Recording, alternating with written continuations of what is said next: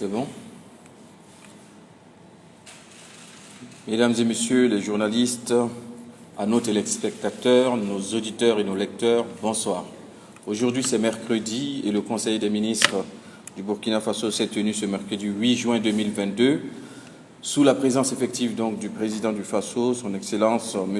Paul-Henri Sandaogo Damiba, un Conseil des ministres qui a démarré à 9h et qui a fini à 15h16.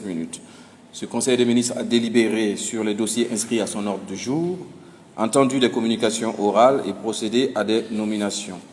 Parmi les dossiers introduits à son ordre du jour, j'ai sélectionné quelques-uns pour vous. Il s'agit donc au titre du ministère de la Justice, des Droits humains, chargé des relations avec les institutions. Le Conseil a donc adopté un premier décret qui porte application de la loi 021-2019 AN du 7 mai 2019 portant statut des notaires au Burkina Faso. L'adoption de ce décret permet de compléter le dispositif juridique applicable à la profession du notaire par la clarification de certaines dispositions de la loi. Toujours au titre donc du ministère de la Justice, un deuxième décret qui porte modalité d'application de la loi numéro 01-2021/AN du 30 mars 2021 portant protection des personnes à l'égard du traitement des données à caractère personnel. L'adoption de ce décret permet d'assurer une pleine application de la loi portant protection des personnes à l'égard du traitement des données à caractère personnel. Un dernier décret, toujours au ministère de la Justice, un avant-dernier décret, qui porte donc organisation et fonctionnement de la Commission de l'information et des libertés. Le dernier décret porte renouvellement et nomination de membres de la Commission de l'information et des libertés. L'adoption de ce décret permet le renouvellement du mandat d'un membre et la nomination d'un autre de la Commission de l'information et des libertés, conformément donc à la loi numéro 001/2021/AN du 30 mars 2021 portant protection des personnes à l'égard du traitement des données à caractère personnel.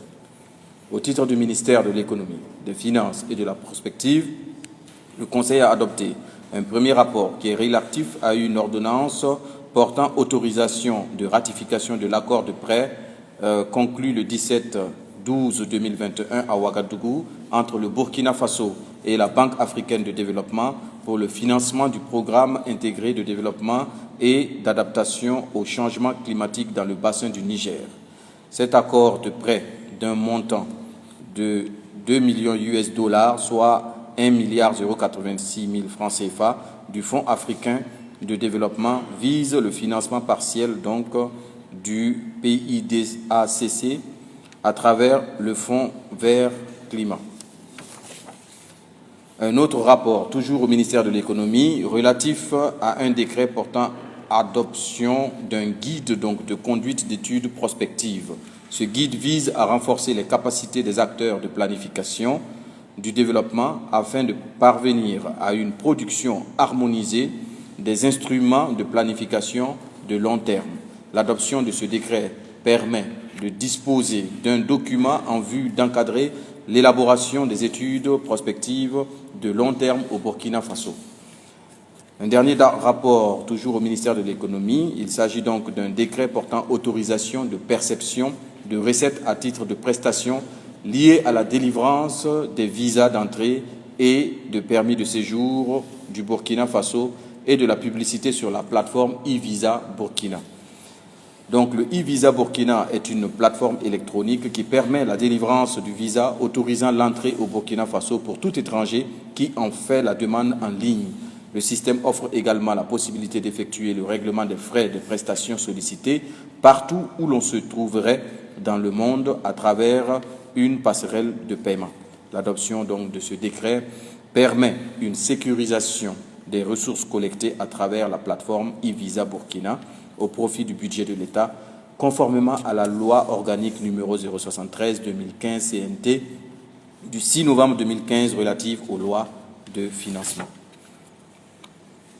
Au titre du ministère de l'Agriculture, des Ressources animales et halieutiques, le Conseil a adopté un décret portant organisation du ministère de l'Agriculture, des Ressources animales et halieutiques. L'adoption donc de ce décret permet au département en charge de l'agriculture de se doter d'un nouvel organigramme pour accomplir ses missions conformément au décret numéro 2022-2026, presse trans SGG CM du 31 mars 2022, portant attribution des membres du gouvernement, et au décret numéro 2022-0055, presse trans PM SGG CM du 20 avril 2022, portant organisation type des départements ministériels. Au titre du ministère de l'Éducation nationale, de l'alphabétisation et de la promotion des langues nationales, le Conseil a adopté un décret portant organisation du ministère de l'Éducation nationale, de l'alphabétisation et de la promotion des langues nationales. L'adoption de ce décret permet également à ce ministère de l'Éducation nationale et de l'alphabétisation et de la promotion des langues nationales d'assurer efficacement ses missions conformément aux dispositions donc, du décret du 31 mars 2022 portant attribution des membres du gouvernement et du décret du 20 avril 2022 portant organisation type des départements ministériels. Plusieurs communications orales ont également fait l'objet au cours de ce Conseil de ministres. Une information importante, il s'agit du cas de Perquois. Perquois, ce matin, un autre corps a été retrouvé, portant donc à 7 corps retrouvés aujourd'hui. Les recherches se poursuivent pour retrouver donc le 8e corps manquant à l'appel jusqu'aujourd'hui.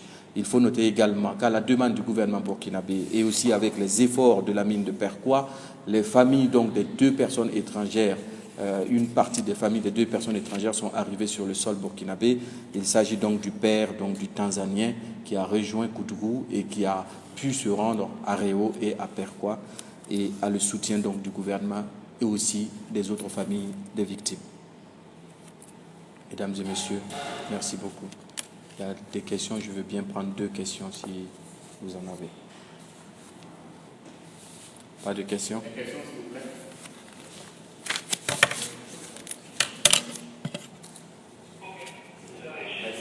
Bon après-midi.